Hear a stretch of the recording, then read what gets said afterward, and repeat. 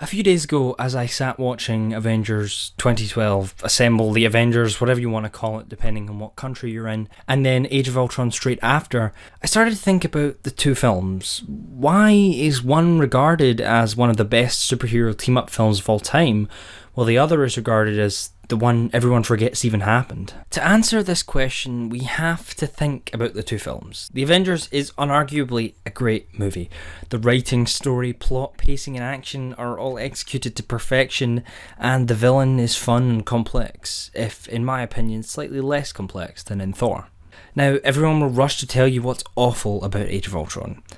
However, looking at it, watching it back to back with the Avengers, I have to say that Age of Ultron is the better film. Here is my video.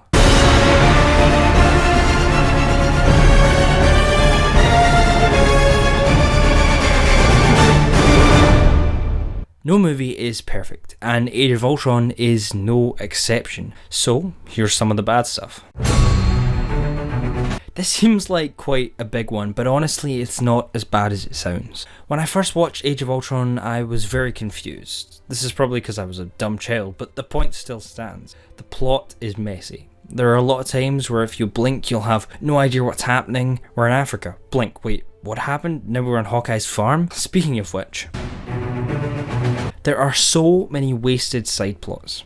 Characters will say things or do things, or the movie will even go out of its way to show you something for no reason. The first example of this is the Natasha/Bruce love side plot. At first, I really like this subplot. It adds a lot of depth to Natasha's character that I'll get back to later, but unfortunately it doesn't go anywhere. What's the point in it?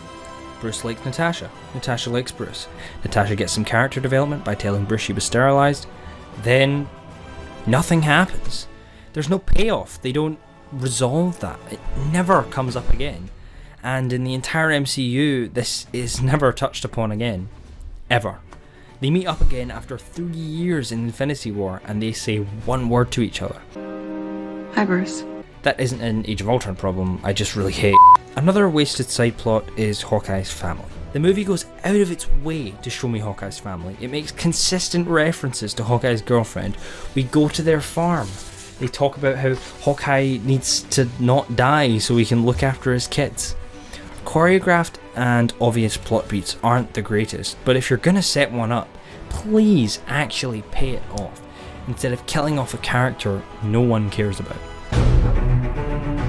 This is a sort of double-edged one. When Alan Silvestri composed the score for the Avengers, he created one of the most iconic movie themes of the past 10 years. Why they didn't get him back for this movie, I have no idea. I imagine the meeting went something like this.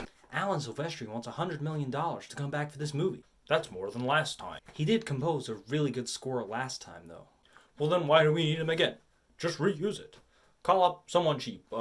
Brian Tyler. Use him. But it would be better if just hire him. So Brian Tyler was called in, with some sort of assistance from Danny Elfman, since his name's on the album cover, to compose the music for the sequel to a movie with one of the most iconic scores of the past 10 years. Unsurprisingly, he didn't do that well. That is a lot of people's criticism of this movie. The score is like bland stock music. In some places, I'd have to agree with you, but in a lot of places, I think Brian Tyler did a commendable job. When a composer's starting point for writing a score is this,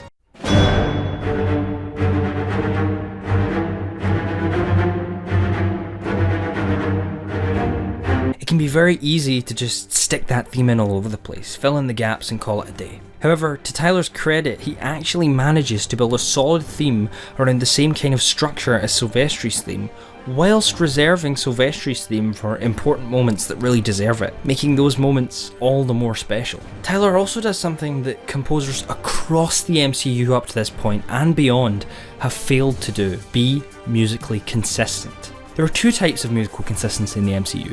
One is between movies and their direct sequels, the other between solo movies and team-up movies. The former is done excellently, as I've already discussed. The latter is something that Alan Silvestri seemed to struggle with in the Avengers, only really incorporating the Captain America theme because he wrote it. Tyler, however, does it perfectly. Nestled inside the score are bits of his own excellent Iron Man 3 theme, the Thor theme, and Captain America's theme.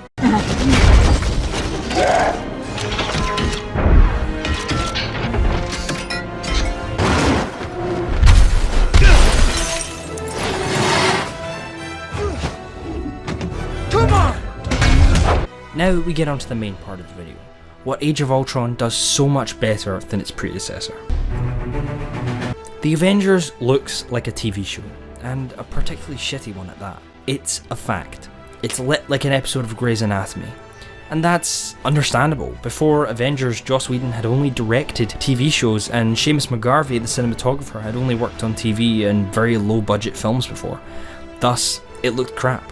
Age of Ultron is a whole new league. There are so many beautiful, poignant shots. The 2.39:1 aspect ratio and anamorphic lenses really help to create a bigger scope and grander feel. The lighting is used to really emphasise story beats, and all the colours pop throughout the film. Taking a look at two lab scenes from the two films, you can really see the difference. In the scene from the Avengers, everything is flat and white and bland. The direction does a pretty good job of telling the story, but the lighting doesn't add anything. In the scene from Age of Ultron, the lighting is dynamic and constantly changing. We get darker sections, we get blue light, orange light, it's a cocktail. The most important thing though is that all of it works in service of the story. As Tony Stark starts to talk about Ultron and his idea of a suit of armour around the world, they move to much darker lighting, clearly foreshadowing the dark path this will lead the Avengers on. One of the biggest improvements from the Avengers to Age of Ultron, and definitely one of the best aspects of Age of Ultron, are the characters. Every character in Age of Ultron, whilst not always being the character that has the most to do, has at least a character. In the Avengers, every character is a caricature of themselves. Captain America is a righteous, infallible hero, Tony Stark likes rock music, Thor speaks like Shakespeare, Black Widow is just a sexy Russian spy, and Hawkeye is just nothing the whole movie. In Age of Ultron though, every character has way more depth, way more complexity, and just generally much more of a character. Tony Stark is a man tormented by his trip to space and the idea that he won't be able to save the world. Bruce Banner is a man still terrified by his alter ego but is developing more of a control over it. Natasha Romanoff is a spy with a troubled past who is trying to explore deeper feelings. Thor is a prince struggling with the weight and responsibility of his role, and Hawkeye, well, basically they give Hawkeye a purpose within the team. Hawkeye is the glue that holds the team together. He's the least powerful of all of them, but in that capacity he serves as the thing that keeps them human. That's really all I have to say about the characters. They're more complex, developed and rounded than they ever were in the Avengers. Okay, this scene is just really good character stuff, like just go and check out Nanda V Movie's video on it, it's really good.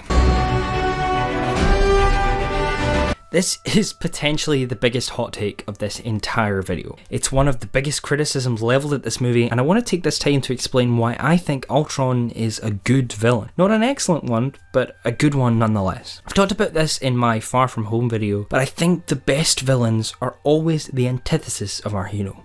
That sounds like an obvious statement. The antagonist and protagonist have opposing goals, and that's why they are opposed. However, I think it goes deeper than that.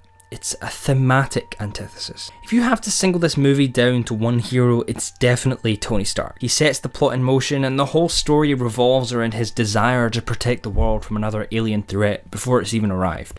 Taking that into account, Ultron is definitely the antithesis of our hero. He wants the world to change in a drastic way to save the world from its demise. Stark wants to keep it the same in order to save it. The AI thinks the world needs to be destroyed in order to save it. Plotline is nothing new, but viewed through the lens of Tony's anxiety and the events of Iron Man 3, it's actually really refreshing. As a side note, Ultron is made even better by James Spader's voice performance, which gives Ultron a whole new level of depth and humanity. Age of Ultron, whilst not being a fantastic movie, is certainly not the terrible movie that a lot of people make it out to be. It improves upon its predecessor in almost every way and is without a doubt a much better movie. My name's Matthew, and this is For the Love of Film. Thank you very much for watching my latest video. If you did enjoy, please subscribe and make sure you hit that notification bell to get information about when I upload new videos. Make sure to like this video and leave in the comments something you are interested in me talking about next. Thanks very much for watching.